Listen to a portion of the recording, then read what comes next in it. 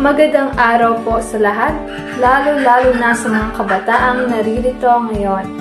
Ako po si Eda Jimena Estracosalem, isang batang may pangarap na paglingkuran ng ating barangay bilang isang SK chairperson. Tulad ninyo, naiintindihan ko ang ating mga pangangailangan at hamon sa kinakaharap. Naniniwala ako na ang kabataan ay hindi lamang pag-asa ng bayan kundi tayo rin sa kasalukuyan. Nais kong magsilbi bilang boses nyo, boses ng pag-asa at pagbabago.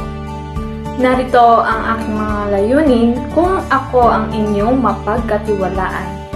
Unang-una, pagpapaunlad ng mga programa para sa kabataan, tulad ng sports, leadership training at livelihood projects na magpapalakas ng kanilang kumpiyansa at